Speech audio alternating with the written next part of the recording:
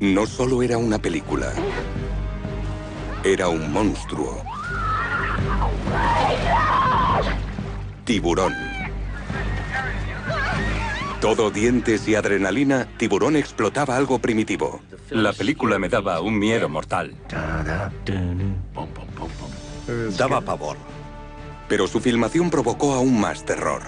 Era una auténtica catástrofe. Una lucha contra los desastres de producción. Nunca había experimentado nada parecido. Pensábamos que nos quedaríamos ahí siempre. Para llevar el cine de aventura hasta el límite y más allá. Steven era despedido cada día.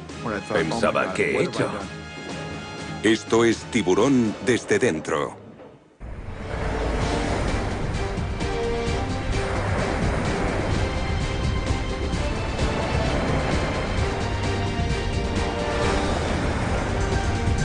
Tiburón desde dentro. Un emocionante viaje a las oscuras aguas de nuestros miedos. Tiburón impactó al mundo cuando en 1975 llegó a los cines. Fue la película más exitosa y la más taquillera de su época. No sé por qué se convirtió en un fenómeno. Quería hacer un proyectil, una historia impactante. Era efectiva como historia de suspense y como película de acción y aventura. Es una película dinámica, una máquina de entretener. Teníamos un film terrorífico. Tiburón fue el primer gran éxito de taquilla. Durante el verano de 1975, la película clavó sus dientes en el público estadounidense. Las colas de los cines eran enormes. La gente hacía largas colas alrededor de una o dos manzanas para ver el film. Se convirtió en un gran fenómeno cultural. La idea era sencilla: hombre contra tiburón. Una pequeña ciudad costera era atacada por un depredador gigante y el jefe de policía debía encontrar el modo de combatir al monstruo de las profundidades. Un inmenso tiburón blanco de casi 8 metros. Precisábamos un barco más grande. Uno más grande. Un barco más grande. Estaba en la popa tirando comida al agua y de repente aparece el tiburón. Tiburón era un viaje a la oscuridad, un enfrentamiento épico.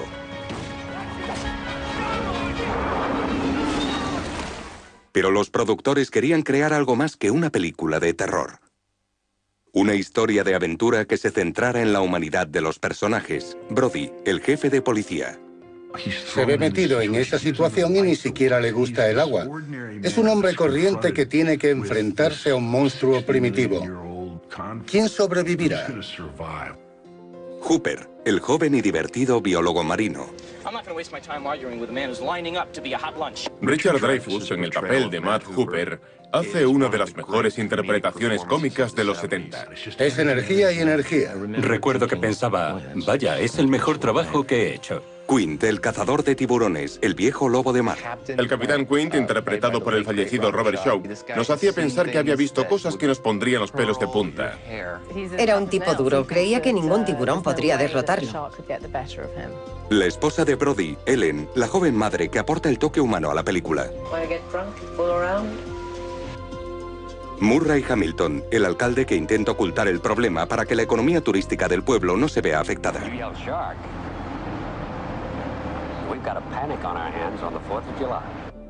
Y una isla llena de víctimas.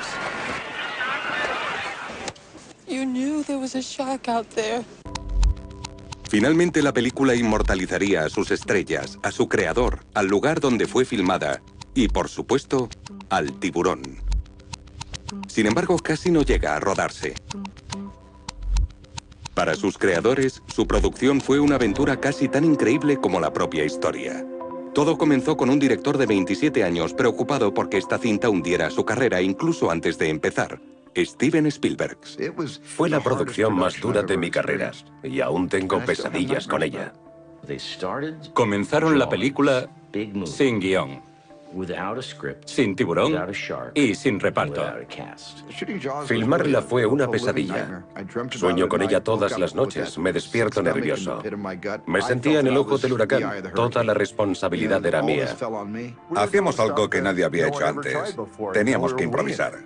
Los problemas con los tiburones, los barcos y el clima de Nueva Inglaterra hicieron que el rodaje durara el triple de lo previsto y que el presupuesto se duplicara. Al equipo le preocupaba cada vez más que la película fuera un desastre en más de un sentido. Fue casi una misión imposible.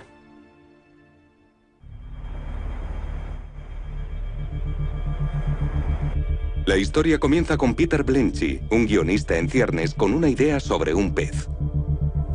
Estaba arruinado y deprimido, sentado en la playa, mirando al mar. Eso lo llevó a pensar, ¿qué pasaría si de repente apareciera un tiburón blanco y acosara a una ciudad? ¿Y si? ¿Y si? Recuerdo que me lo contó y le dije, Peter, es la idea más absurda que he oído nunca. Yo pensaría en otra cosa, cariño. Y esa idea no solo cambió su vida, sino también la mía, la de David Brown y la de Steven Spielberg. Aquella idea dio en el blanco.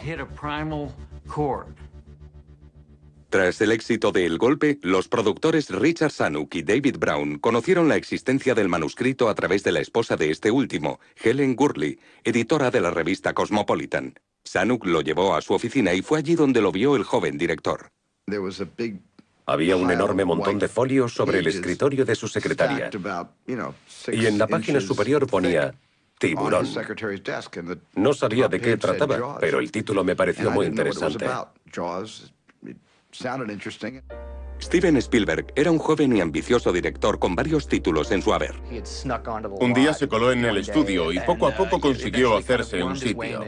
Trabajó en Night Gallery, el programa que hizo Rod Serling tras Dimensión Desconocida, y que lo llevó a realizar su primera película, Loca Evasión.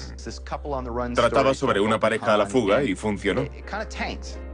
Aunque Spielberg no era entonces una superestrella, los productores vieron su potencial. Steven sabía más que nadie sobre movimientos, cámaras, lentes, trabajar o perfeccionar una escena. Dick me dijo, ya tenemos director para este proyecto, pero queremos conocer tu opinión. Para Spielberg, el guión era perfecto. Su temática era similar a la de una película que yo había hecho para la ABC llamada El Diablo sobre Ruedas. Es como un prototipo de tiburón. El protagonista se ve amenazado por un enorme tráiler en la autopista. Nunca se veía quién lo conducía y eso engendraba miedo. Cuando el lunes siguiente llegué a mi despacho, le dije a Dick Zanuck, si le sucede algo al director que le has asignado este proyecto, si lo dejara, yo estaría encantado de retomarlo. Pero los productores decidieron continuar con el director elegido hasta que un comentario les hizo cambiar de opinión. Nunca lo olvidaré. Dijo, tengo una clara visión de cómo voy a empezar la película. Estamos bajo el agua y empezamos a salir de ella viendo la ciudad. Entonces la ballena salta. Benchley lo miró fijamente y le dijo, ¿querrás decir el tiburón? Entonces Peter Benchley dijo, no quiero trabajar con un director que no distingue a un tiburón de una ballena. Y me lo pidieron a mí. Le dije, no queremos a alguien con experiencia. No quiero hacer la típica historia de aventuras. Este chico hará algo brillante. A pesar de que el proyecto le fue ofrecido a Spielberg, el director tenía sus reservas, ya que estaba deseoso por trabajar en otro guión titulado Los aventureros de Lucky Lady. Así que pidió consejo a su mentor, Sid Sheinberg, presidente de MCA Universal. Estoy convencido de que en mi lápida alguien escribirá, este es el hombre que descubrió a Steven Spielberg. Obviamente no se puede descubrir a Spielberg, se descubre en las montañas. Al principio de su carrera entablamos una gran amistad y trabajé como su representante, entre otras cosas. Spielberg le mostró el guión de Los aventureros de Lucky Lady. Me dijo, creo que es un guión muy bien escrito, pero no es comercial. Necesitas hacer tiburón. Y mientras Los aventureros de Lucky Lady se convertía en el trampolín de Burt Reynolds y Liza Minnelli, Spielberg se preguntaba si tomó la decisión correcta. Se enfadó conmigo porque prácticamente le prohibí hacerla y me dijo, ¿cómo has podido? Eres mi amigo. ¿Cómo me has hecho rechazar esta película? Durante los siguientes meses se haría esa pregunta en más de una ocasión. ¿Por qué rechazó Los aventureros de Lucky Lady? Y no me alegré de haber tomado aquella decisión hasta que no transcurrieron 45 días de rodaje. Incluso a mitad de la filmación seguía enfadado. Convertir Tiburón en una película sería una tarea de proporciones épicas, ya que su filmación en el Océano Atlántico casi acaba con el reparto y el equipo. Aquella decisión nos atormentó todo el verano. Fue precipitada. Nadie era consciente de lo que nos sucedería la primera vez que filmamos en alta mar. Esta es la historia de Tiburón, la historia de un monstruo de casi 8 metros que casi devora el proceso de producción. Mr. Vaughn, I pulled a tooth the size of a shot glass out of the wrecked hull of a boat out there, and it was the tooth of a great white. En 1974, Tiburón entraba en la lista de los libros más vendidos. Pero llevarlo a la gran pantalla resultaría todo un desafío. En la historia del cine ha habido películas sobre momias, gorilas monstruosos e incluso invasores de Marte. Pero nadie había pensado en hacer una película sobre un tiburón gigante. Filmarla en mar abierto era algo sin precedentes. Para el joven Steven Spielberg, la clave del rodaje de su primera superproducción era el realismo, tanto del tiburón como de la localización.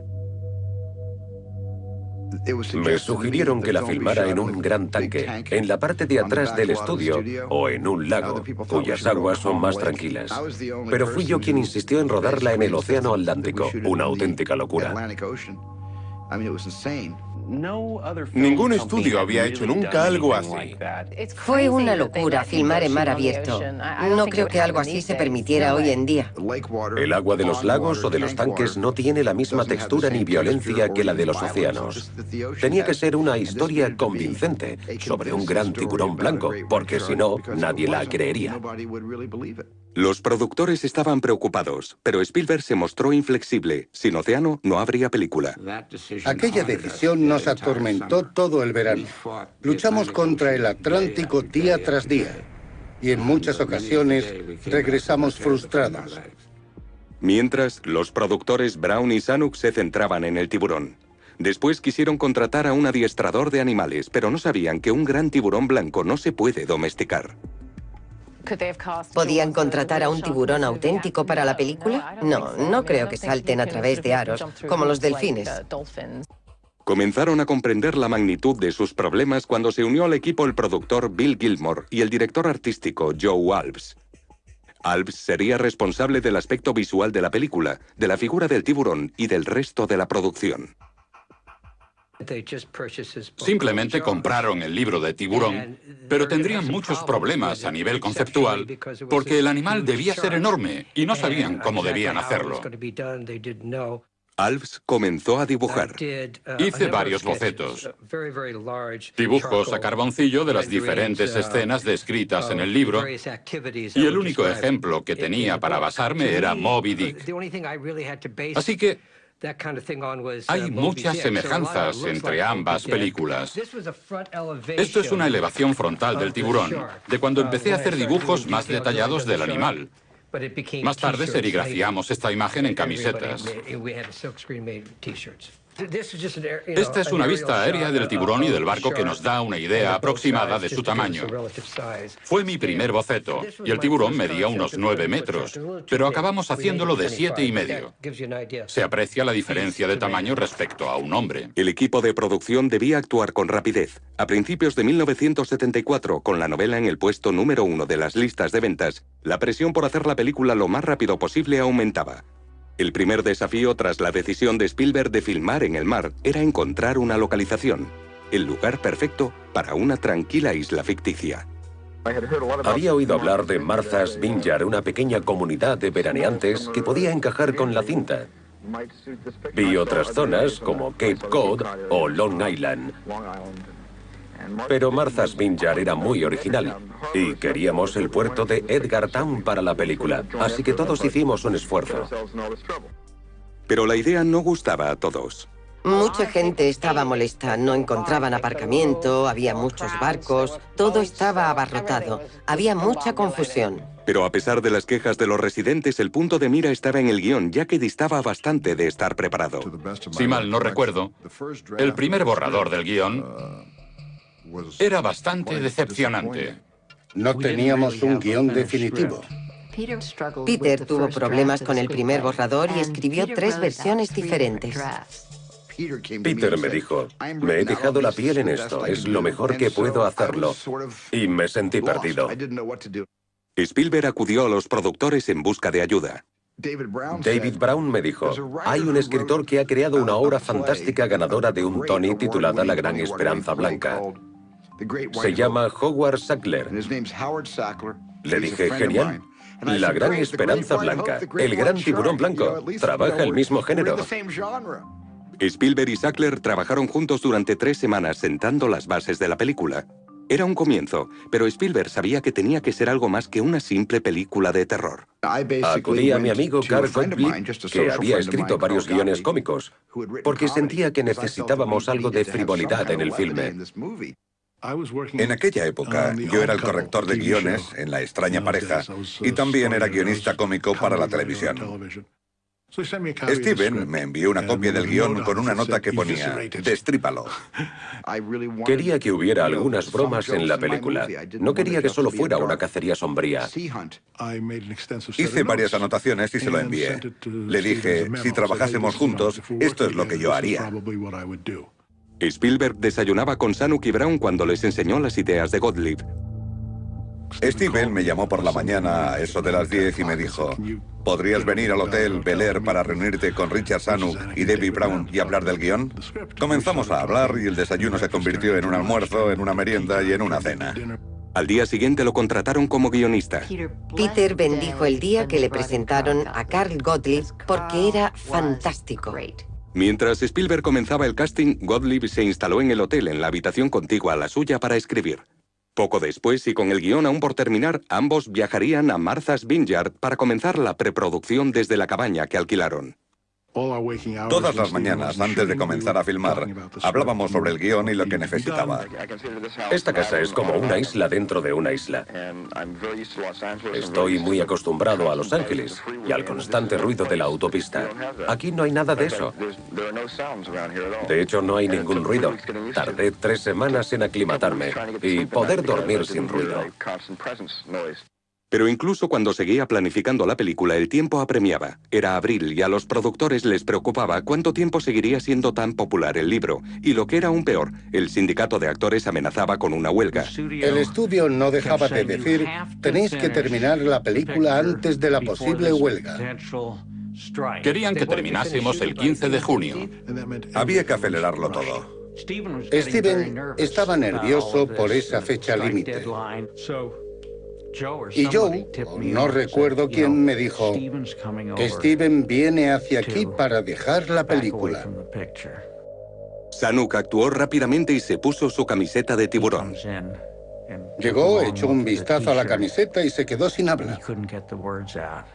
Con Spielberg de nuevo a bordo, la fecha de inicio se acercaba, el guión cambiaba día a día y lo peor de todo, ninguna de las estrellas que quería el director estaba interesada. Me dijo, ¿quieres hacerla? Y le dije, no. Me preguntó por qué y le contesté, porque filmarla será una putada.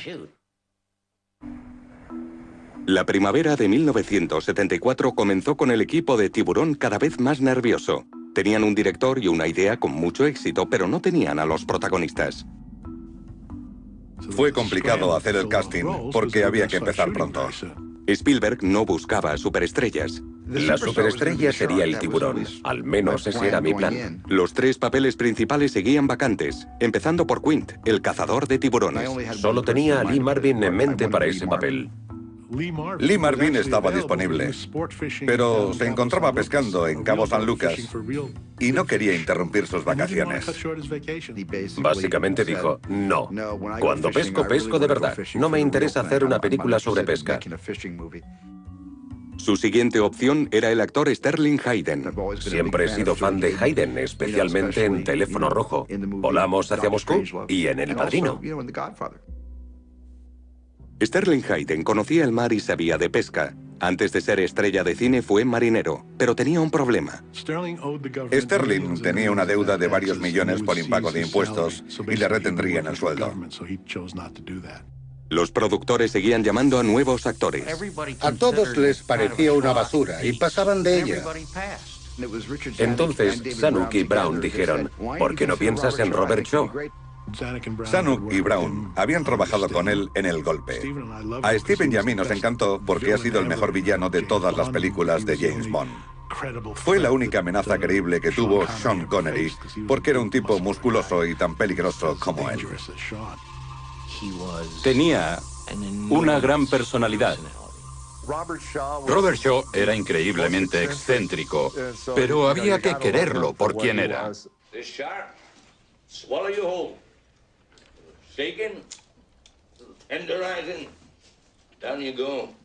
Con el papel de Quint cubierto, comenzaron la búsqueda de Hooper. El estudio quería a Jan Michael Vincent porque se correspondía con el personaje descrito en el libro. Alto, rubio, guapo e intelectual. Pero Spielberg tenía otra idea. Richard Dreyfuss era mi primera elección. Me dijo, ¿quieres hacerla? Y le dije, no. Me preguntó por qué y le contesté, porque filmarla será una putada. E intentó convencerme para que no hiciera la película. Soy muy vago y prefiero verla a filmarla. Y lo rechacé. Gottlieb llamó a Dreyfuss y le rogó que se reuniera con ellos en Boston. Llegó con el aspecto de Hopper. Barba de varios días, gafas sin montura. Le dijimos, así te queremos. No cambies nada. No te afeites, no te duches. Eres tú. Y volví a rechazarlos. E incluso me dijo, ¿por qué no lo rechazamos los dos? Le parecía una locura hacer una película en el mar sobre un tiburón. Dreyfuss dio por terminado el asunto y se marchó a comprobar cómo había quedado su interpretación en The Apprenticeship of Daddy Kravitz. Vi el resultado y quedé convencido de que si se proyectaba en Estados Unidos, no volvería a trabajar, porque era el peor actor del mundo. Así que llamé a Steven y le rogué que me diera el papel. Matt Hooper, I'm from the Oceanographic Institute. Oh, for Christ's sakes, you're the guy we called. I'm Brody. Oh, I'm very glad to meet you. Yeah, I'm glad to meet you.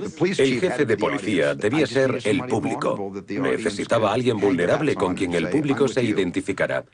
Si él mostraba miedo, el público también lo sentiría. En una ocasión celebramos una fiesta en casa de Andrea Eastman.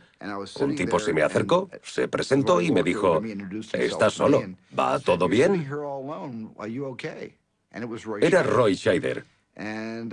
Le abrí mi corazón a aquel completo extraño con quien sentí una extraña conexión. Estaba preocupado porque no conseguía contratar a nadie para el papel del jefe Brody. Le conté que había hecho pruebas a varios actores y que ninguno servía. Entonces Roy me dijo, ¿qué me dices de mí? Soy actor y me encantaría trabajar en Tiburón. Así comenzamos a trabajar juntos. Irónicamente, ese era el único papel que quería interpretar una gran estrella. Charlton Heston, Ben-Hur, Moisés, Miguel Ángel. Pero en opinión de Spielberg, era demasiado bueno para el papel. Pensaba que era de 12 cilindros cuando yo solo necesitaba 8. Charlton Heston era demasiado bueno para el papel. Y no habría sido justo para el tiburón, que no habría soportado ni el primer asalto. Scheider era el candidato perfecto. Llevo varios meses pensando cómo será estar atrapado en ese barco mientras se hunde. ¿Y en qué piensa una persona cuando le sucede algo así? Especialmente si le tiene fobia al agua, como mi personaje, que odia el agua. Y tengo pesadillas con eso. Era una roca.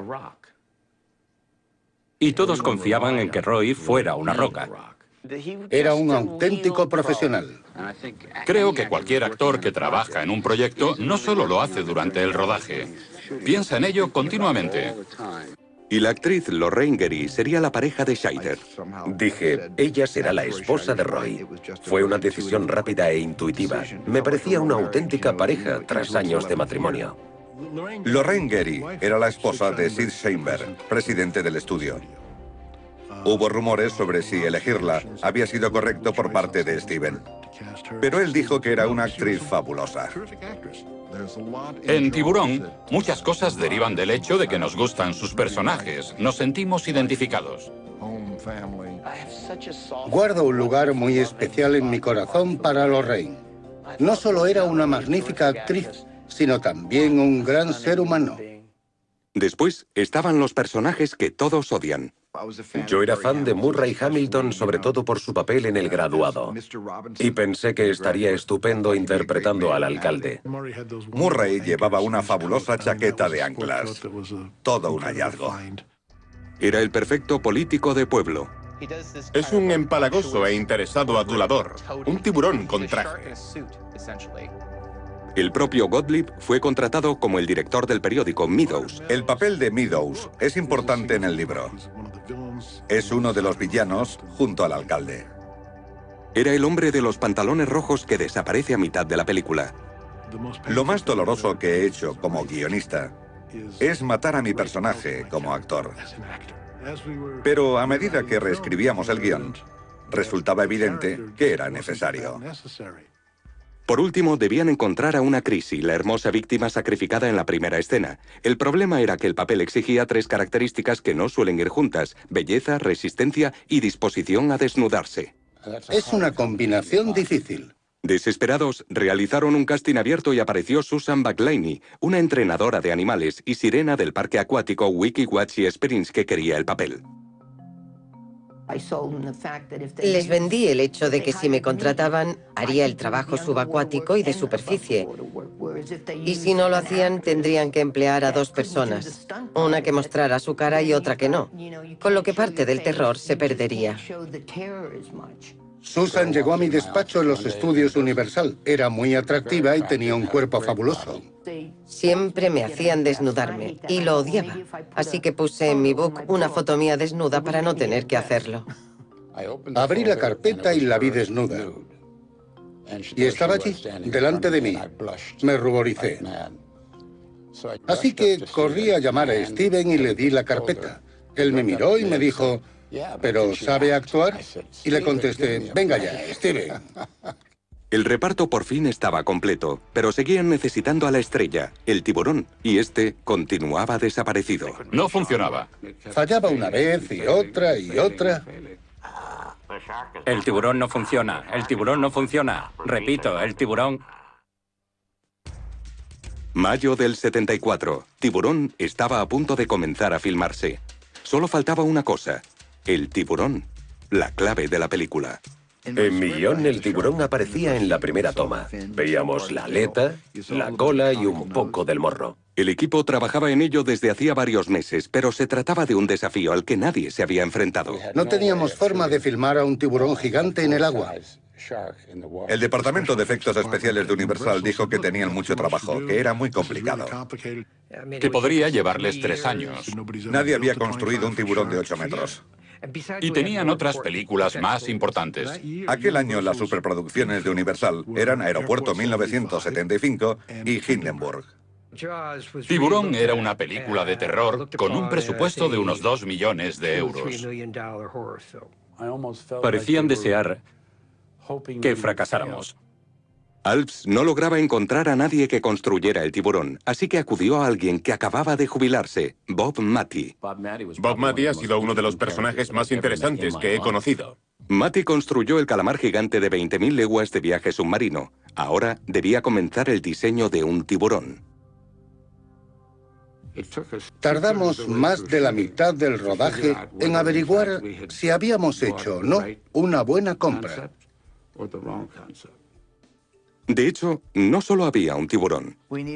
Necesitábamos un tiburón que se viera desde la derecha, otro desde la izquierda, una cabeza y, por supuesto, otro del que pudiésemos ver las aletas. Creo que hicimos unas 5 piezas. Posteriormente, el tiburón fue bautizado. Lo llamamos Bruce porque era el nombre de mi abogado. Y sigue siéndolo. Tras varios meses construyendo los tiburones, estaban preparados para ser enviados al taller de efectos especiales de Martha's Vineyard, conocido como Shark City. Todos los sistemas del tiburón estaban preparados, pero cuando llegó el momento de probarlos, resultaron un desastre. El tiburón había funcionado bien en el agua potable de los tanques de California, pero en el océano Atlántico, con el agua salada, sus circuitos eléctricos se estropeaban. La sal acaba con todo. Pero el equipo no se rindió. El sistema completo fue reconstruido utilizando neumáticos viejos y chorros de aire comprimido que movían al animal. Teníamos un gran compresor en el barco y el aire pasaba por unas enormes mangueras. Alguien gritaba: ¡cerrad la boca! El aire recorría 45 metros hasta el tiburón. Una palanca dirigía los ojos y otra las aletas. Había unos 12 tipos manejando palancas. Era un sistema innovador e ingenioso. Pero todos los días se rompía algo y tenía que ser reparado. A veces poníamos el tiburón en el agua y no se movía. Teníamos que volver a sacarlo y ponerle parches, tornillos, lo que fuera necesario. Y una noche Spielberg y un amigo también lo dañaron. Steven intentaba averiguar cómo funcionaba aquello, mientras George se metía en la boca para ver el sistema hidráulico. Steven intentó cerrarla sobre George y lo rompió. Salieron corriendo como si fueran niños. Spielberg intentaba que todo lo relacionado con el tiburón fuera un secreto, pero el secreto fue descubierto. De alguna forma, una maqueta del tiburón de madera o de plástico llegó a la revista Time. No solo publicaron que habíamos construido un tiburón, sino que hicieron una fotografía del lado opuesto para que se viera todo el mecanismo. La revista Time publicó la foto. Me disgusté mucho. Creí que mataría a alguien. Estaba convencido de que aquello era mucho peor que la muerte. Creía que si el público se enteraba de que estábamos trabajando con un gran tiburón mecánico, con tubos saliendo de él en todas direcciones y un enorme brazo mecánico que lo impulsaba por el agua, conocerían la realidad que se escondía tras la cortina del Mago de Oz. Y no querrían ver la película. Pensaba que nadie querría ver una película sobre un tiburón mecánico. Pero la mayor preocupación de Spielberg era que a punto de comenzar la filmación e incluso después de haber cambiado de tecnología, el tiburón seguía sin funcionar. Nos pasamos toda la película preocupados por la credibilidad del tiburón. Bromeábamos diciendo que no había que preocuparse por el tiburón, porque era tan lento que podía salir del agua e incluso de la isla antes de que te alcanzara. Fallaba una vez y otra y otra. Por toda la isla se oía a través de los altavoces. El tiburón no funciona. El tiburón no funciona. La tensión crecía a medida que pasaban los días. Nos sentíamos cada vez más preocupados al revisar lo que habíamos filmado y ver que el tiburón no funcionaba. El tiburón no funcionaba nunca. Y la película que él intentaba filmar no podía filmarse. En mi guión, el tiburón atacaba y devoraba a Chrissy Watkins. En el guión gráfico, el tiburón aparecía muchas más veces a lo largo de la película. Pero el hecho de que no funcionara lo cambiaba todo. Tuve que idear cómo contar la historia sin el tiburón. Tuvo que inventarse otra forma de filmar que insinuara la presencia de un tiburón, lo que la convirtió en una gran película. Pensé en Alfred Hitchcock. ¿Qué habría hecho él en una situación como esta? Y empecé a pensar en ella como una película de Hitchcock en lugar de una de Godzilla. Y se me ocurrió jugar con la idea de la superficie del agua. El hecho de que no puedas ver tus pies cuando te bañas, de no ver nada por debajo de tu cintura, es absolutamente aterrador. ¿Qué hay debajo de ahí? Así que tomaron la decisión de no mostrar al tiburón. Y ese fue, en muchos sentidos, el toque maestro de la película. Invitaba al público a usar su imaginación. Fue la imaginación colectiva lo que convirtió a la película en un éxito. En cierto modo, el hecho de que el tiburón no funcionara fue la clave de la filmación.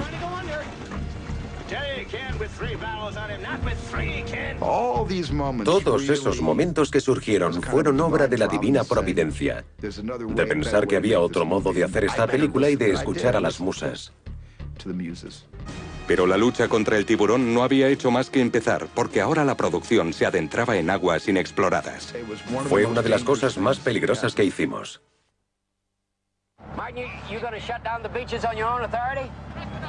Well, what other authority do I need? Technically, you need a civic ordinance or a resolution by a board of selectmen. That's just going by the book. A finales de la primavera del 74, la producción de Tiburón se había adueñado de Martha's Vineyard. Era como si el circo hubiera llegado a la ciudad, lo más espectacular que había visto nunca. A medida que el equipo se instalaba, Spielberg y Gottlieb daban forma al guión. Trabajábamos continuamente. Volvíamos al anochecer y no teníamos mucho tiempo para hacer nada más. Cenábamos juntos y pasábamos varias horas trabajando en lo que íbamos a filmar al día siguiente. Gran parte de la película se planificó de noche en la cabaña. Carl reescribía las frases con Richard Dreyfuss, Robert Shaw, Roy Scheider, conmigo, con Lorraine Werrick. Llegados a ese punto, todos aportaban ideas y Carl las organizaba en forma de guión. Fue fantástico escribir así, porque podía hablar con los actores sobre lo que iban a decir y aportaban sugerencias.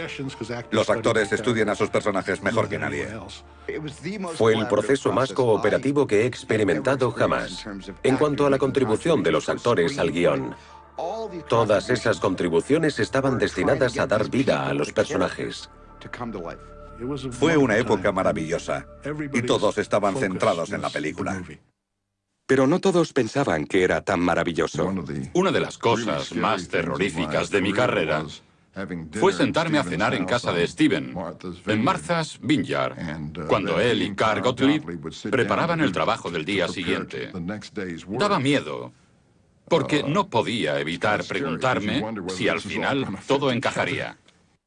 El cámara Bill Butler también trabajó sin descanso. Spielberg tenía una imagen muy concreta en mente para las tomas acuáticas. Le dije, Bill, quiero que el público sienta que está metido en el agua y que el nivel de esta llegue hasta la lente.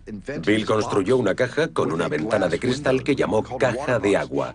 Gracias a ella bajaba la cámara hasta el agua y hacía unas tomas increíbles. Quería reflejar la ansiedad por la posible presencia de un tiburón.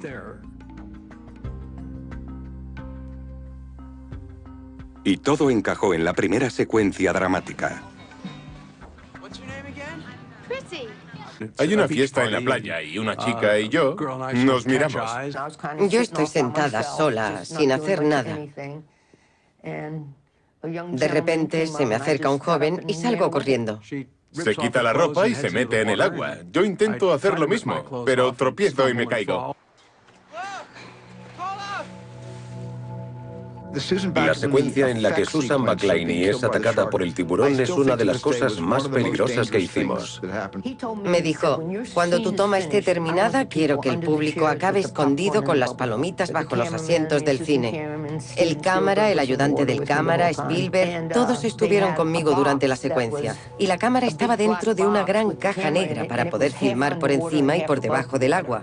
La mantenían justo al nivel del agua. Intencionadamente no se veía al tiburón. En realidad la zarandeaban unos 10 hombres tirando de una cuerda y otros 10 tirando de otra desde la orilla. Por eso se mueve así. Me pusieron cuerdas que fijaron a diferentes puntos de la playa y lo que hacían era tirar de un lado a otro. La idea de atar a la chica a esas cuerdas y tirar de ella era más aterradora que ver al tiburón. 10 personas tirarían de ella al mismo tiempo. Y les advertimos que si lo hacían en direcciones diferentes, le harían mucho daño. Era muy peligroso. Pensé que si sucedía algo nadie se daría cuenta porque de todas formas tenía que gritar para la secuencia. Nadie podría ayudarme. Fue aterrador verla arrastrada de un lado a otro y bajo el agua. Impactó al público.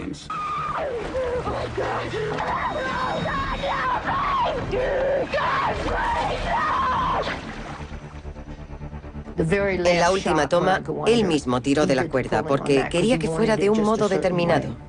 Ella rezaba y luchaba por coger aire y de repente es sumergida. Yo tiré de la cuerda en ese momento. Posteriormente se retocaría. Susan y Steven repitieron los gritos. Él le pidió que mirara hacia arriba y le echó agua mientras ella gritaba. Una técnica de tortura conocida como el submarino. Así que Steven es culpable de varios crímenes de guerra. Poco a poco la filmación comenzó a coger ritmo, al igual que las fiestas. Las estrellas y los miembros del equipo tomaron la ciudad. La zona cero era el hotel. Celebrábamos fiestas increíbles. Durante el verano, muchas chicas venían a la isla.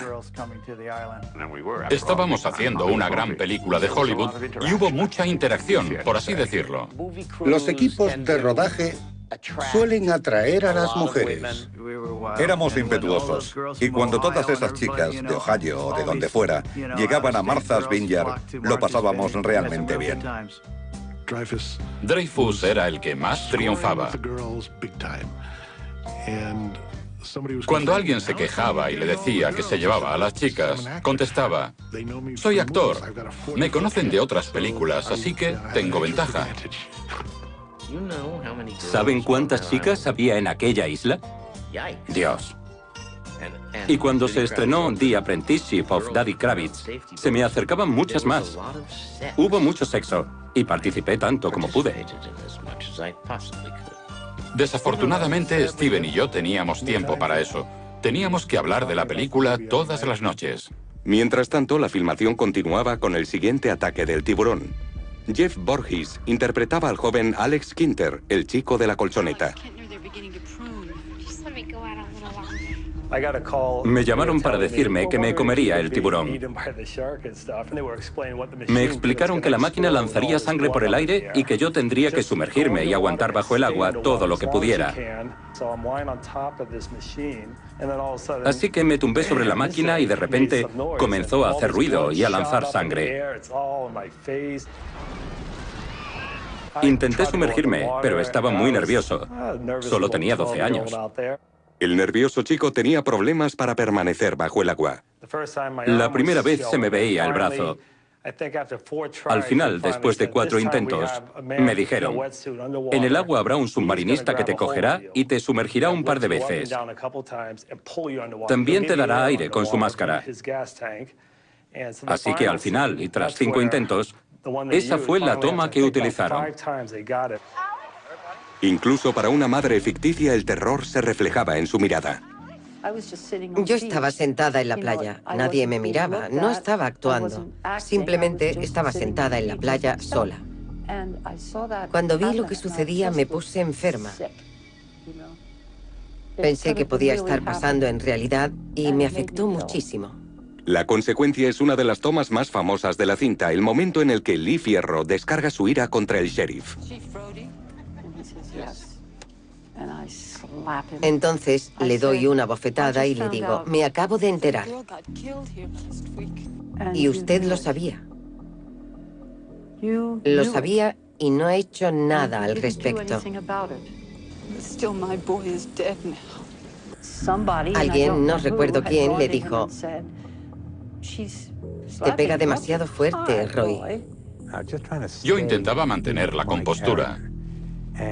Sabía que en cualquier momento la cámara empezaría a filmar y yo tendría que aparentar no saber que me aguardaba una bofetada. Y eso no es fácil de conseguir. Creo que en total lo abofeteé 17 veces ese día. Después, mucha gente me ha pedido que le dé una bofetada. Se me acercan y me piden que los abofetee. A mitad del rodaje, Tiburón iba viento en popa. Las tomas en tierra se hacían según lo previsto, pero nadie era consciente de cuánto se complicaría la situación una vez que salieran al mar. La gente siempre estaba nerviosa. Era una pesadilla. Le dije: no hay tiburones en Waikiki.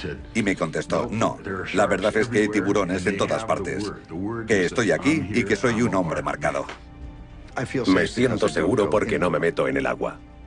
Décadas después, Tiburón sigue acechando las oscuras corrientes de nuestros miedos. Puede que jamás vuelva a ser seguro meterse en el agua.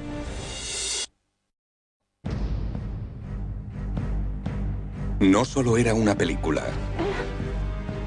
Era un monstruo. Tiburón. Todo dientes y adrenalina, Tiburón explotaba algo primitivo. La película me daba un miedo mortal. Daba pavor. Pero su filmación provocó aún más terror. Era una auténtica catástrofe. Una lucha contra los desastres de producción. Nunca había experimentado nada parecido. Pensábamos que nos quedaríamos ahí siempre. Para llevar el cine de aventura hasta el límite y más allá. Steven era despedido cada día. Pensaba: ¿qué he hecho? Esto es Tiburón desde dentro.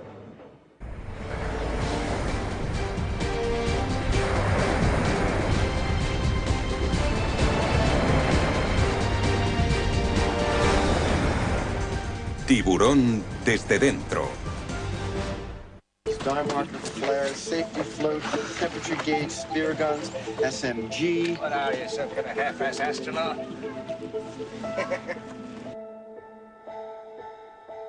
Tras mes y medio en tierra, Tiburón estaba a punto de zarpar hacia aguas inexploradas. Los primeros 40 días de rodaje fueron muy bien, porque filmamos las tomas de tierra. Reservamos algunas de ellas por si le sucedía algo al tiburón, ya que necesitaríamos lo que llamamos un plató de reserva. Pero cuando el tiburón comenzó a fallar, acabamos en menos de una semana con todo lo que habíamos guardado por si surgían problemas o se producía algún fallo mecánico. Solo podíamos filmar al tiburón. Todo resultaba más complicado en el agua, incluso lo más básico. Salieron al mar y no sabían qué hacer porque el barco se movía constantemente. Si ponían la cámara en un trípode, los espectadores acabarían mareados. Yo pensaba que en Hollywood tendrían algún sofisticado sistema del que yo no sabía nada y que solucionaría el problema. Pero no fue así y tuvimos que sujetar las cámaras nosotros mismos. Hay un motivo por el que nunca se habían filmado películas en el mar. Hasta Tiburón, no creo que ningún estudio intentara jamás hacer una película en el agua. Intentaban evitarlo a toda costa, y en nuestra ingenuidad y entusiasmo decidimos hacerlo con enormes e imprevistas consecuencias. Las olas cambian, el viento cambia y los barcos cambian de dirección. Teníamos que volver a la orilla a por todo lo que no llevábamos. Para cualquier cosa que necesitábamos, teníamos que enviar un barco a por ello. Era muy molesto. Había barcos de alquiler que contratábamos constantemente. En medio se encontraba la pieza central, una plataforma utilizada para dirigir al tiburón. Tenía tanta parafernalia a bordo que incluso la bautizaron. Garage Sale, el mercadillo. La llamada era Garage Sale a Shark City. Cambio. Garage Sale era una isla hecha a medida donde se guardaba el equipamiento que controlaba el tiburón. Lo primero que hacíamos antes de comenzar era cerrar el garage sale y echar las anclas. Luego metíamos el tiburón en el agua y conectábamos los cables. El equipo partía a primera hora de la mañana antes del amanecer para preparar la toma y posicionar los barcos. Teníamos varias anclas fijadas a unos 10 metros de profundidad, pero cuando la corriente era muy fuerte, las arrastraba. Bill Butler salía a echarles un vistazo y lo primero que oíamos era: no está en la posición correcta. Y tardábamos casi medio día en volver a situarnos, así que era otro día perdido. La corriente tiraba de la plataforma hacia un lado y del emplazamiento de las cámaras hacia el otro, mientras que el Orca se movía hacia allí y al final se perdía la toma. Lo teníamos todo preparado y de repente aparecía un velero al fondo. Se veían aquellos enormes veleros de Hyannis pasando por el horizonte. Steven se volvía loco y yo también. Necesitaba un fondo limpio, lograr que el público se sintiera tan aislado como el reparto en aquel pequeño barco de 15 metros. No podían verse veleros o parecería que había gente divirtiéndose. Teníamos que esperar a que pasaran de largo. Teníamos que esperar a que el fondo estuviera vacío. Y si aparecía algún barco, lo único que podíamos hacer era esperar a que no volviera a pasar ninguno más. Cuando había pasado el último barco, aparecieron dos más, pero aún se les veía de fondo. Así que tomé la decisión de filmar la toma al instante. Teníamos 7 minutos antes de que pasara por detrás, o tendríamos que echar las anclas en otro sitio, y eso nos llevaba casi 2 horas. Esas eran las decisiones que tenía que tomar, más que cuestiones estéticas, creativas o artísticas. Eran decisiones logísticas, en las que todos debían colaborar para filmar una simple toma. Hoy sería fácil, solo tendríamos que borrar los barcos digitalmente. Pero entonces no existía esa tecnología. Además, algunos miembros del equipo, entre ellos Dreyfus, no sabían pilotar sus propios barcos. Steven me dijo: quiero que cojas ese barco, gires ahí y atraques. Y le contesté: no sé hacerlo, nunca he pilotado un barco. Así que, después de estrellarme contra el muelle 17 veces y hacerlo todo mal, decidieron empezar la toma conmigo ya en el muelle.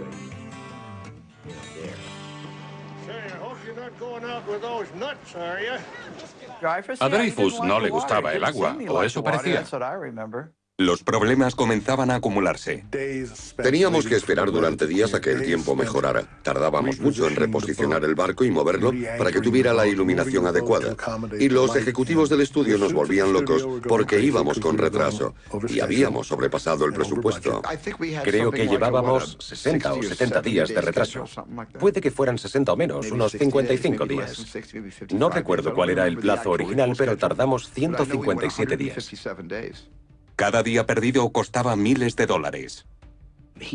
Tenía un presupuesto de 3 millones de euros y un plazo que iba del 1 de mayo al 28 de junio. Dejamos la isla el 16 de septiembre, quedando aún 2 semanas de filmación en el tanque. El presupuesto se disparaba. El presupuesto pasó de 3 a 10 millones.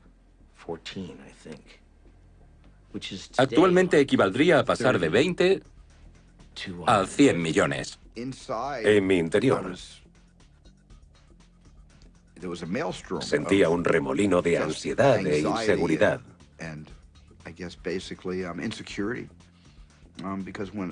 Era incapaz de controlar el día. Y este acababa controlándome a mí. Estábamos a merced de los vientos, las mareas y las corrientes.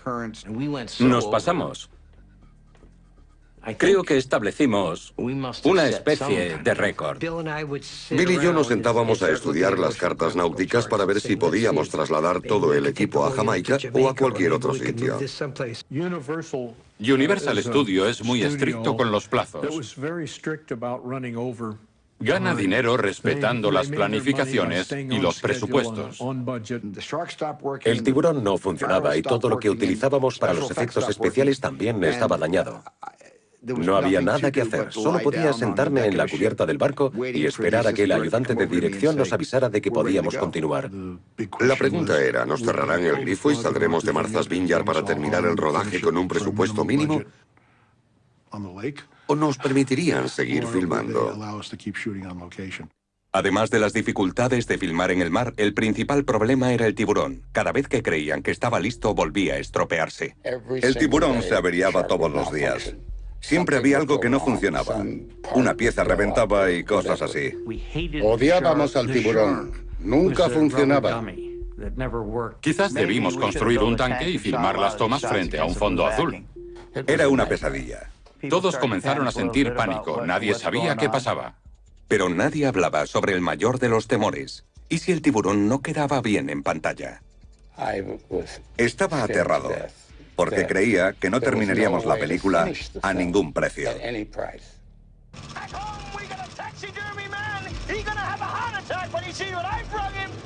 En julio de 1974, 3 meses después de comenzar el rodaje, Tiburón debía estar finalizada, pero la producción apenas estaba a la mitad.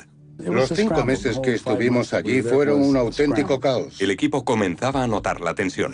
Los días de rodaje todos estaban malhumorados. Las parejas se divorciaban. En Spielberg, de 27 años, recaía la mayor responsabilidad.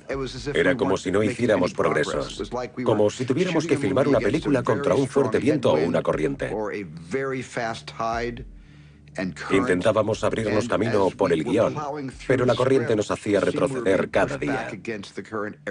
En medio de todo esto, surgió una especie de contienda entre 2 de los protagonistas, Richard Dreyfuss y Robert Shaw. Richard acababa de protagonizar una película titulada The Apprenticeship of Daddy Kravitz. Dreyfuss estaba recibiendo unas críticas excelentes. Un día se trajo el New York Times a bordo con un artículo a doble página con 30 reseñas. Robert era muy competitivo en todo, y supongo que también lo era con las críticas. Dreyfuss solía decir, ¿qué hago en esta isla? ¿Por qué estoy aquí? Debería estar firmando autógrafos. Debería estar celebrándolo en Nueva York. Y eso molestaba a Robert Shaw. Así empezaron sus diferencias. Shaw era un alborotador, un instigador, y le gustaba irritar a la gente. Era malicioso. Pensaba que Dreyfuss necesitaba que le bajaran los humos, que era un joven engreído sin experiencia. Y al igual que había tensión entre su personaje y el de Dreyfuss, también la había entre Shaw y Dreyfuss.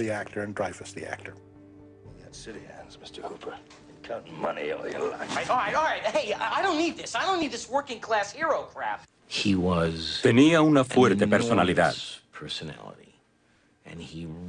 Pero en privado era el hombre más amable, educado y divertido que he conocido nunca. Pero íbamos juntos al plató y a medida que nos acercábamos, empezaba a poseerle una especie de demonio que me convertía en su víctima. Yo era su víctima. Yo solía decirle a Dreyfus, mírate, no paras de comer, estás gordo y desaliñado. A tu edad, eso es un crimen. Ni siquiera podrías hacer 10 flexiones. Solía desafiar a Dreyfus en todo.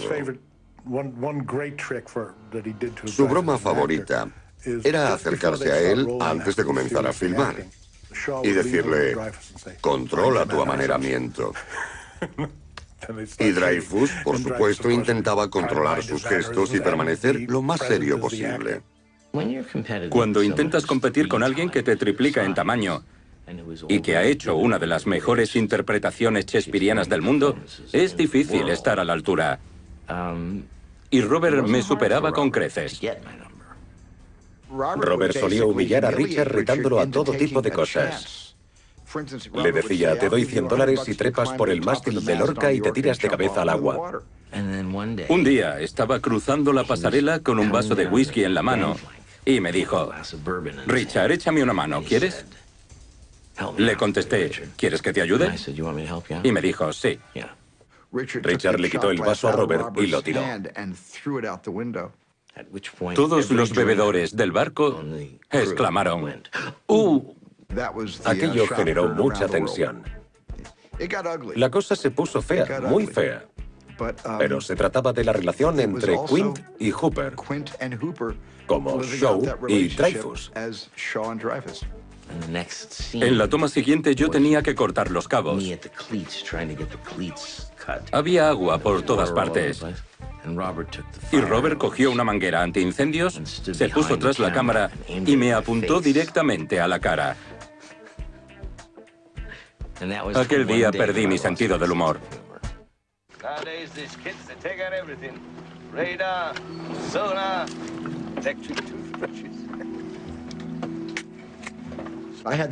Se me ocurrió que Richard viera cómo Robert se bebía una lata de cerveza de un trago y cómo luego la estrujaba con la mano.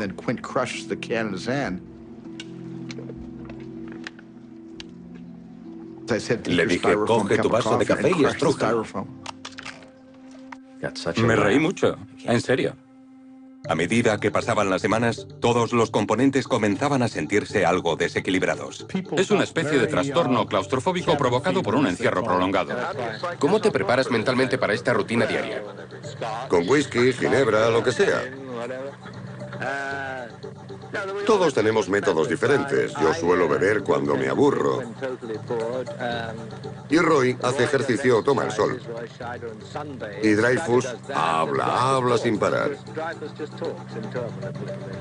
Uno de los motivos por los que creo que se tarda tanto en hacer una película como Tiburón es el tiempo que transcurre entre las tomas. No se trata del que se tarda realmente en rodarla, sino el necesario para preparar la siguiente. Día a día, Tiburón se retrasaba cada vez más. La industria creía que había sucedido una catástrofe porque no dejábamos de retrasarnos y retrasarnos más. Y entonces, un día, el barco comenzó a hundirse, literalmente. Se habían construido 2 barcos exactamente iguales llamados Orca, uno de los cuales debía hundirse al final, pero el que lo estaba haciendo era el que debía mantenerse a flote. Decían, el Orca se hunde. Le dijeron, Bill, al parecer el Orca se está hundiendo. Al parecer, se hundía como una roca. Hice que fijaran un cabo a la popa del barco y lo ataran a una lancha. Y cuando ésta arrancó y se tensó, arrancó un buen pedazo, como si un tiburón gigante hubiera mordido el barco. y reventó una de las tablas. El casco del orca acabó rompiéndose por completo y se hundió rápidamente. El agua entraba a borbotones. Yo tenía la cámara y empecé a enfadarme porque nadie venía a cogerla antes de que se mojara. Subí a bordo y cogí una cámara. Eddie Sirkin cogió la otra y la rescatamos. Pero una caja de rollos de película cayó al agua y se mojó. Los cogieron, los metieron en agua dulce, los enviaron a Nueva York y lograron salvarlos. Steven empezó a mandar lanchas para que nos rescataran. Todos gritaban, sacad a los actores, y el barco se hundía cada vez más. Había un técnico de sonido de 70 años, con una grabadora Nagra de 35.000 euros. John Carter, el jefe de departamento de sonido, estaba sujetando la grabadora Nagra por encima de su cabeza y gritaba: que le den a los actores, salvad al departamento de sonido. Se oía a Steven por el megáfono diciendo: sacad a los actores del barco, sacadlos del barco. Y yo gritaba: Steven, tienes 70 años. El técnico lo miró y dijo: se acabó el sonido. El joven Spielberg se enfrentaba a todo tipo de desafíos. Nos llamaba para contarnos sus problemas y todo lo que estaba pasando, lo mal que iba todo y las cosas que se estropeaban. Las dificultades que tenía Tiburón respecto al clima y al mal funcionamiento del animal afectaban a todos. En el plató todos estaban nerviosos y había mucho miedo. El estado del mar está siendo tan malo que ha perjudicado a nuestra agenda y ha puesto la nota sombría a la producción, ya que llevamos 105 días filmando, aunque solo llevamos unos 70 días de retraso. No sabíamos que ponía un trozo de apio bajo su almohada todas las noches. Era su amuleto de buena suerte. Lo colocaba pensando: no me van a despedir. No me van a despedir. A veces, cuando por las noches te quedas solo, la situación te supera y la realidad es mucho más dura que durante el día, cuando tienes la mente centrada en hacer una buena película. Por las noches te das cuenta de la gran responsabilidad que tienes distribuyendo tanto dinero. Su principal preocupación era evitar que la producción se viniera abajo. Yo llamaba todos los días a Wasserman o a Sheinberg para informarles. A veces eran desagradables conmigo y me amenazaban. Había muchas amenazas por ambas partes. Creo que le aterrorizaba, que tenía miedo de que un día lo despidieran. Nadie pensaba que el rodaje fuera descabellado, solo que se había pasado de planificación y presupuesto. Llegó un punto en el que pensaba que lo despedirían y contratarían a otro. Lo vi convertirse en hombre ante el temor de que lo despidieran cada día. Siempre había quien ponía en duda sus decisiones, pero jamás cedía al estrés, a excepción de que se mordía las uñas. Eso era todo. Una noche, Spielberg acudió a una fiesta en la isla. Una actriz se me acercó y me dijo: en Hollywood todo el mundo habla sobre esta película y dicen que será el final de tu carrera, que has sobrepasado tanto el presupuesto y la planificación que nadie querrá contratarte después de esto. Me fui de la fiesta. Estaba totalmente devastado. Volví a mi cabaña y me senté allí solo, sintiéndome fatal. Estábamos casi acabados. Yo respondía a todas las llamadas del estudio y nunca se lo decía a Steven. Él ya tenía suficientes problemas. Hay un dicho en el teatro: nunca dejes que te vean sudar. Yo vivía con él y sabía que sudaba, porque ambos estábamos nerviosos. Pero jamás lo reflejaba delante del equipo. Yo respondía a las quejas del estudio y respondía a sus acusaciones. Había amenazas todos los días. La cinta superó su presupuesto en un 100%. Llegó un momento en el que incluso me dijeron que estaban pensando en cancelar el proyecto porque pensaban que no sabíamos lo que hacíamos. Querían cancelarlo todo y les preocupaba que la situación se nos hubiera descontrolado. Para Spielberg y el equipo, el rodaje estaba llegando a un punto decisivo. Se me cayó el mundo al suelo porque sabía que la toma no servía. No todas las tomas se filmaban frente a la costa de Martha's Vineyard. Un pequeño equipo perseguía a tiburones blancos frente a la costa de Australia. Tenía dos asesores, Ron y Valerie Taylor, expertos en tiburones. Rodney Fox, que estuvo a punto de morir por el ataque de un tiburón blanco, formaba parte del segundo equipo australiano. El segundo equipo encontró tiburones, pero solo medían 4,5 metros. Se me ocurrió la idea, aunque al principio lo dije en broma, de coger a un enano y meterlo en una jaula pequeña para que el tiburón pareciera más grande. Si encontrábamos a una persona pequeña y la metíamos en una jaula pequeña, un tiburón de 5 metros parecería de 10. Carl Risso, un especialista de 1,40 metros, sustituyó a Dreyfus en su encuentro con el tiburón. Pero la filmación acabaría siendo tan terrorífica como la propia película, cuando el gran blanco atacó a Risso en su jaula. Sufrió un infarto bajo el agua porque el tiburón empezó a embestir su pequeña jaula y las barras eran muy finas. La jaula era demasiado frágil, pero sobrevivió. El problema fue que se metió en la jaula. Llegó un tiburón y le entró el pánico, quedándose rápidamente sin aire. Yo le dije a Bill, he metido la pata. No pensé en que la gente pequeña respira como la grande y solo tiene 8 minutos de aire, porque los tanques son muy pequeños. Al día siguiente recibieron más noticias. Me dijo que tenía la mejor toma del tiburón que había visto en la vida. El tiburón había logrado romper la jaula, mordiendo las barras. A medida que me lo contaban, me venía abajo, porque tenía que hacerle la pregunta más importante. ¿Estaba el especialista en la jaula? Y me dijo, no, aún no había bajado. Por supuesto, se me cayó el mundo al suelo, porque sabía que la toma no servía. Vimos lo que habían filmado y Zanuck dijo, ¿dónde está Hooper? Se suponía que debía comérselo el tiburón. Sin el especialista dentro de la jaula, la toma no servía. Ron y Valerie se sumergieron con sus cámaras para filmar al tiburón atrapado en la jaula, retorciéndose y mordiendo los barrotes para liberarse. Era un material con mucha fuerza. En el guión de rodaje, Hooper muere, pero la toma tenía tanta fuerza que Spielberg decidió cambiar la historia y permitir que el biólogo viviera. Un gran tiburón blanco frente a las costas sur de Australia cambió el guión de la película. La secuencia final era tan intensa que costaba diferenciar al tiburón real de Bruce. Pero por supuesto, la escena más intensa no tenía ningún tiburón, solo a los 3 actores principales, y una de las historias más angustiosas que han sucedido nunca. La verdadera historia del USS Indianapolis. La idea original fue del guionista de apoyo. Howard Sackler dijo, tenéis que explicar por qué ese hombre siente esa necesidad de venganza contra los tiburones. Spielberg quería explorar las raíces de la obsesión de Quint.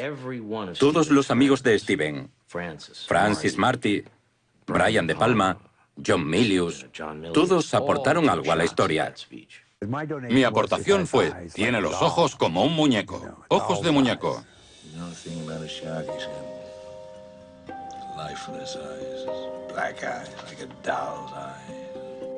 Recuerdo que le envié el guión a John Milius y le dije, John, léelo a ver si puedes echarme una mano. Y lo hizo y me envió ajustes muy interesantes. Un día, Dreyfus y él me llamaron para decirme, tenemos que explicar por qué odia a los tiburones. Y me senté a escribir sobre ello. Cuando le hablamos de la idea, escribió un excelente monólogo de 8 páginas sobre el hundimiento del Indianapolis y la experiencia de Quint a bordo de él.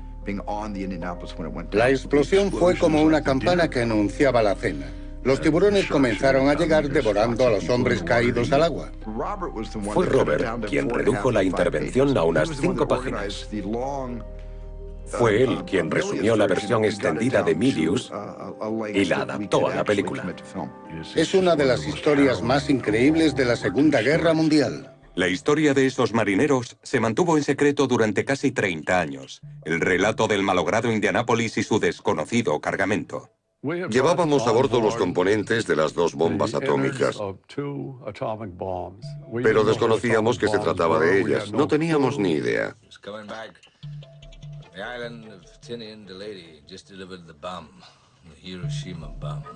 El barco fue torpedeado cuando regresaba. Lo siguiente que recuerdo fue una gran explosión y todo saltó por los aires. Miré a mi alrededor y todo era un caos.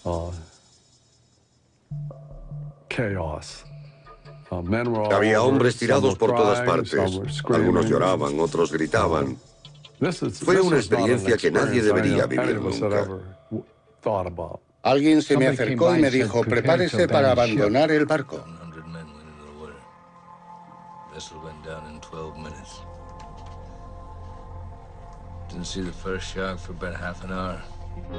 Los tiburones comenzaron a rodearnos.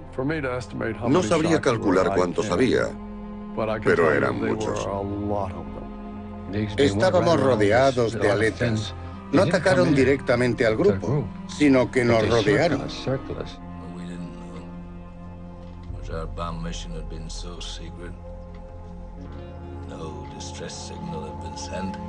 Los días eran largos y las noches aún más. Hacía calor durante el día y frío durante la noche. Durante 5 días, los supervivientes flotaron en el mar rodeados de tiburones. Los hombres bebieron agua salada y perdieron la cabeza. Se alejaban nadando y los tiburones los atrapaban. Fue macabro. Los tiburones los arrastraban bajo el agua, se comían sus extremidades y el resto del cuerpo flotaba hasta la superficie. Shark comes the nearest man, that man he start pounding and hollering and screaming. Sometimes the shark go away. Sometimes he wouldn't go away. Casi 1.200 hombres cayeron al agua. Solo 316 sobrevivieron. Por supuesto, fue la interpretación de Robert Shaw la que hizo que aquella escena fuera épica, pero tuvo un alto precio. Robert Shaw procedía de una larga tradición de actores ingleses bebedores. Era contemporáneo de Peter O'Toole, Albert Finney y Richard Harris, todos famosos alcohólicos. Vino a verme la mañana que íbamos a filmar el monólogo y dijo, con tu permiso me gustaría tomarme unas copas antes de la toma. 1 hora después era trasladado al barco por 2 miembros del equipo. Fue el día más largo de nuestras vidas. En algún universo paralelo, ese día aún no ha terminado. Robert Shaw estaba completamente borracho cuando hizo ese discurso. Ese día no estaba en condiciones de hacerlo.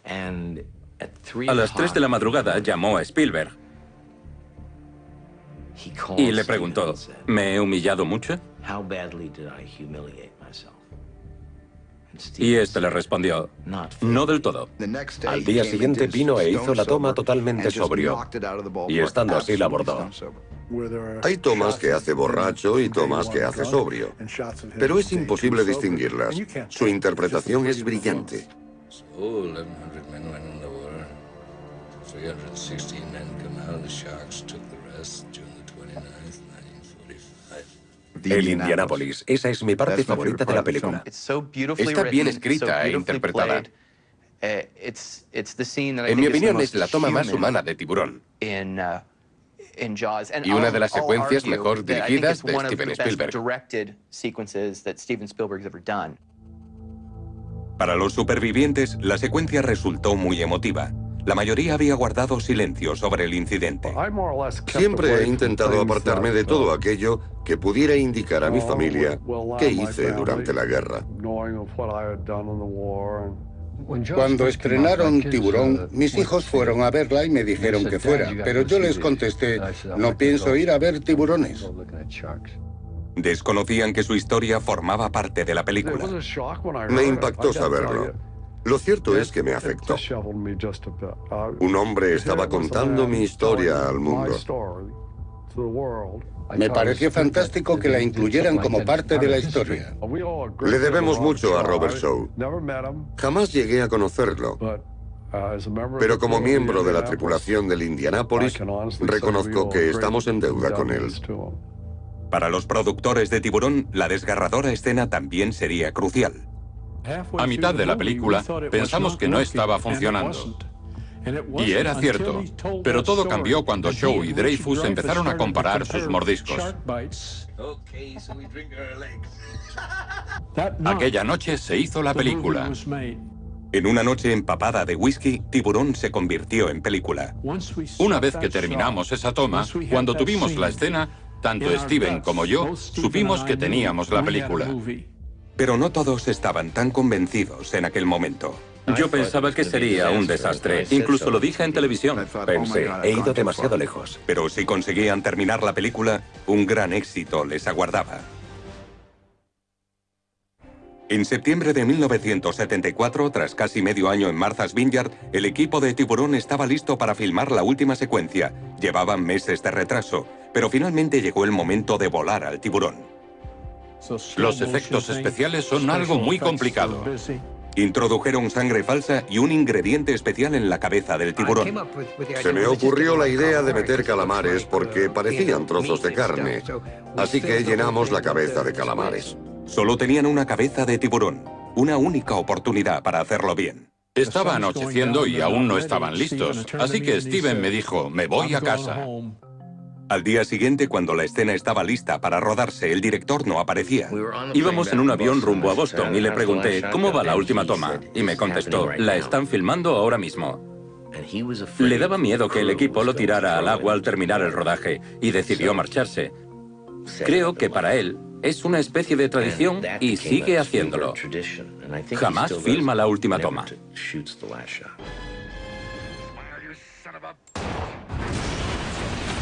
Los escenarios se desmontaron, pero nadie sabía cómo quedaría la película.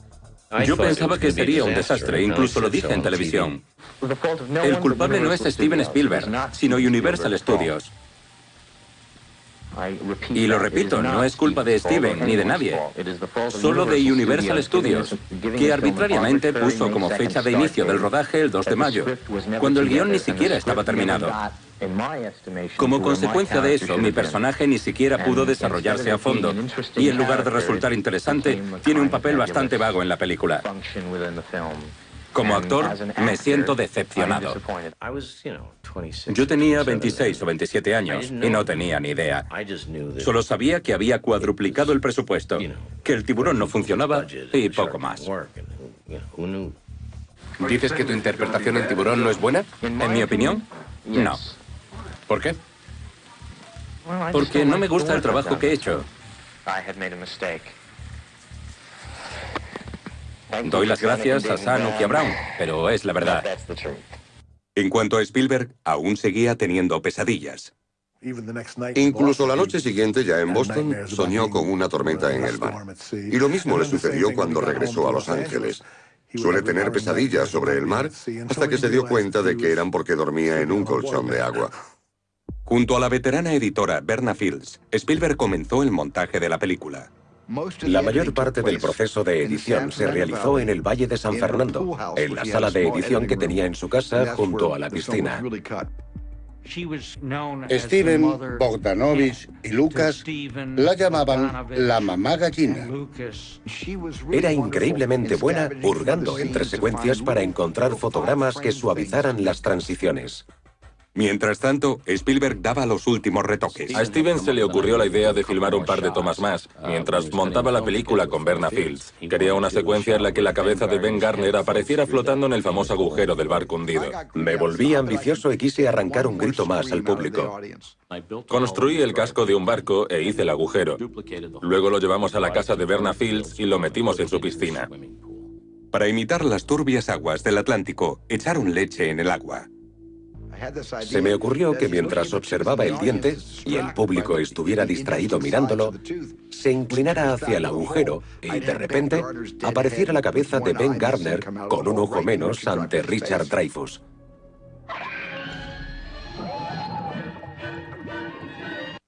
El último elemento clave era la música. John Williams trabajaba en las partituras que definirían la película. Creo que la mayor contribución que ha hecho a cualquiera de las películas a las que puso música y que resultó siendo un éxito comercial fue a Tiburón. Puso el colofón a las secuencias con melodías de estilo Stravinsky. La primera vez que Williams tocó el tema principal para Spielberg pensó que bromeaba. La primera vez que toqué el tema de Tiburón al piano, hice con esas notas. Y Steven me miró y me dijo, ¿crees que funcionará? Pero pronto dejaron de dudarlo. La música Era aterradora. Con su música, Johnny Williams contribuye a la creación del tiburón como cualquier otro, porque casi se puede ver al tiburón cuando se oye la música. La música era icónica. Todos la conocen. Quita oscuridad y añade aventura a la trama. Esa fue la mayor aportación de John. Es imposible detener esas notas.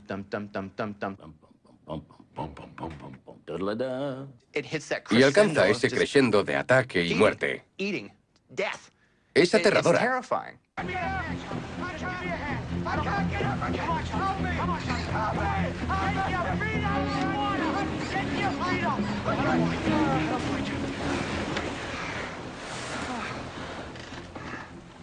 La insistente repetición de 2, 3 o 4 notas da la sensación no solo de propulsión, sino de fuerza imparable. Si te metes en el agua y alguien comienza a tocar esa música, te sales inmediatamente. La noche del estreno en cines, Spielberg y los productores estaban aterrados. No tenía ni idea de cómo resultaría. Habíamos sobrepasado el presupuesto y superado en 157 días la fecha límite de rodaje, así que el estudio estaba en números rojos. Era probable que no volviera a encontrar trabajo. Steven y yo estábamos sentados juntos y ni siquiera nos fijamos en la reacción del público. Yo estaba muy nervioso y vi la mayor parte de la película entre bambalinas para, si no iba bien, marcharme rápidamente de la sala. Los dos nos agarramos del brazo cuando se produjo el primer grito. Cuando el tiburón aparece y arrastra al niño de la colchoneta bajo el agua, una persona se levantó y se marchó de la sala. Pensé, Dios mío, alguien que se va. Pero me di cuenta de que no se marchaba aburrida. Se iba corriendo y pensé, está huyendo. Pasó a mi lado en dirección al baño, pero no llegó y vomitó en el suelo del vestíbulo del cine. Entonces pensé, Dios mío, creo que me he pasado. Debí haber editado la película un poco mejor. ¿Qué he hecho? Los que veían Tiburón por primera vez saltaban del asiento, vomitaban y salían corriendo de la sala. La gente estaba emocionada. Pero cuando empezaron a gritar y a aplaudir tras una escena de miedo, supe que funcionaría. Recuerdo que cuando terminó la película, la gente se puso en pie y comenzó a aplaudir y a vitorear. ¿A vitorear? Salimos de allí y vimos a Richard Dreyfuss, que estaba en plena calle gritando, ¡lo hemos logrado! ¡Lo hemos logrado! ¡Ha sido genial, genial! Había sido un año realmente tenso y no estábamos seguros de si funcionaría. Pero aquel primer grito nos dijo todo lo que queríamos saber. Fue increíble. La película batió todos los récords, convirtiéndose en la más taquillera de su tiempo. Al público le encantaba. En mi opinión, Tiburón es una película perfecta. Es algo que se hizo en su momento y que no podrá repetirse. Es única. Va subiendo poco a poco de intensidad. Y todo parece ir bien cuando, de repente, se produce la primera bajada. Es lo que hace Spielberg extraordinariamente bien en esta película. Crea un ambiente de falsa seguridad y de repente nos estalla en la cara. Uno de los secretos del éxito de Tiburón estuvo en el novedoso modo en que se estrenó. Roy Scheider, Robert Shaw, Richard Dreyfuss, Jaws. See it before you go swimming. Los ejecutivos del estudio, Sheinberg y Wasserman, decidieron estrenar la película de forma simultánea en todo el país, algo que nunca antes se había hecho. Sentía que no solo teníamos una gran película, teníamos una película excelente. Al estrenarla en 440 salas de cine, el país fue arrasado por Tiburón. Con una gran promoción a nivel nacional, se convirtió en un éxito de taquilla. La gente estaba loca por tiburón. Compraban joyas de tiburón, ropa interior de tiburón, carteles de tiburón, tazas de tiburón, juegos de tiburón. Era una de las primeras veces en la historia en que una película era lanzada junto a productos de promoción. Llegaron a venderse también que se convirtieron en un negocio independiente. Creo que fue la primera película que triunfó durante todo un verano. El film estuvo en las salas casi un año. No la retiraban y ocupó el primer puesto de recaudación en taquilla durante mucho tiempo. No dejaba de generar dinero. Me encantaba ir al cine en Broadway y luego al Valle de San Fernando o a Dallas. Vi la película nuevamente en Dallas en julio y otra vez más en diciembre. En diciembre aún seguían proyectándola por todo el país. Para el reparto, el equipo e incluso para el público, Tiburón cambió sus vidas. El éxito de esa película me permitió hacer lo que quise.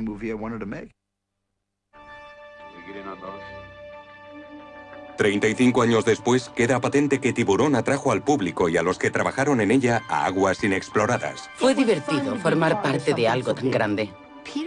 Peter y yo hemos conocido a científicos de todo el mundo que decidieron dedicarse a la biología marina por Tiburón. Pero sobre todo, Tiburón fue la película que cambió la vida de Steven Spielberg.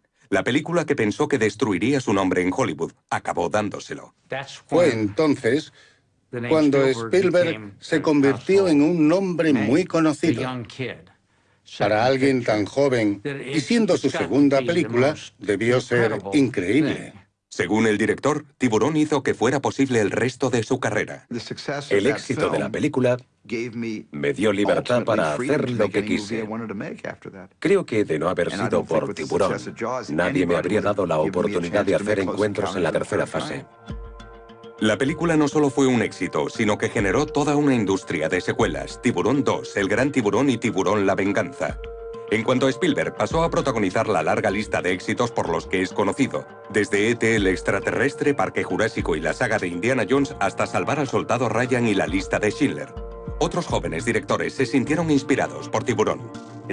Es alucinante. Kevin Smith, Bryan Singer, Steven Soderbergh, todos esos directores se han dedicado a esto por Tiburón. La película convirtió a sus protagonistas en grandes estrellas. Richard Dreyfuss trabajó en Encuentros en la tercera fase y La chica del adiós. Roy Scheider en Empieza el espectáculo y El trueno azul. Robert Shaw sufrió un infarto y falleció tan solo 3 años después del lanzamiento de la película. Otros actores se convirtieron en estrellas tras las cámaras.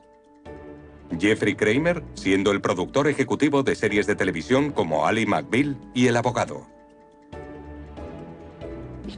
Todo funcionó.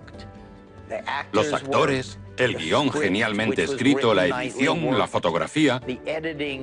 Fue una perfecta tormenta de creatividad y me alegro de haber formado parte de ello. Jonathan Philly, el chico de la playa, se convirtió en un productor y director de producción de éxito, con proyectos como Sexo en Nueva York y American Gangster. Lee Fierro, la señora Kepner, se convirtió en directora artística del taller de teatro Island, donde continúa actuando y dirigiendo. No creo que ninguno de nosotros tuviera ni idea de la sensación que causaría la película y el éxito que tendría. Nadie lo sabía. Y Lorraine Gary produce documentales sobre los derechos humanos. Los ejecutivos también causaron un gran impacto en Hollywood. Sid Sheinberg dirigió el estudio Universal durante más de 3 décadas y sigue produciendo.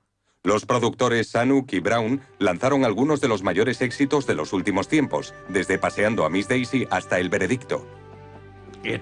Fue un hito en nuestras carreras. Yo ya tenía un largo historial, pero aquel fue su punto álgido. Tiburón y Spielberg se convirtieron en sinónimo, y el resto es historia. 35 años después, los fans siguen disfrutando con la película. La vi el otro día y me sorprendió que 30 años después siga funcionando. La gente sigue viéndola porque produce miedo. Probablemente fue una de las películas más rentables de todos los tiempos. El mayor logro de Tiburón fue crear al monstruo del éxito del verano. Creo que si volviera a estrenarse, la gente volvería a hacer cola para verla. No era una película de miedo ni gore, era una película de aventuras en el mar. Finalmente fue el mal estado del mar lo que dio credibilidad a la película y la convirtió en el éxito del verano. Y todo porque el tiburón no funcionaba y el océano era incontrolable. Les aconsejo que nunca hagan una película en el agua, porque es totalmente impredecible. Fue la peor experiencia de mi carrera. Y la mejor experiencia de toda mi carrera. Pero sobre todo, 35 años después, Tiburón no es solo una película, es un estado mental, un temor que aún aflora. No estoy mucho tiempo en el agua. Recuerdo que mi esposa y yo fuimos con Steven y su esposa de vacaciones a Hawái. Y parecíamos dos viejos judíos, metidos en el agua hasta las rodillas, haciendo... Era lo máximo que nos atrevíamos a meternos, porque sabíamos demasiado. No me gusta el agua, nunca me ha gustado. En el transcurso de la película, empecé a ponerme muy nervioso. Fuimos a Hawái de vacaciones para desconectar y practicar surf. Me da miedo meterme en el agua. Y le dije, Steven, ¿cogemos unas olas? Es una experiencia increíble. Ya no me adentro tanto como antes. Y me contestó, no pienso meterme en el agua. Sé que me están esperando. Lo saben.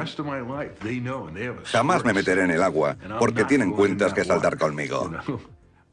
Empezó a darme miedo el agua. Y le dije, no hay tiburones en Waikiki. Y me contestó, no, hay tiburones en todas partes. Y la verdad es que estoy aquí y que soy un hombre marcado. Me siento seguro porque no me meto en el agua. Décadas después, Tiburón sigue acechando las oscuras corrientes de nuestros miedos. Puede que jamás vuelva a ser seguro meterse en el agua.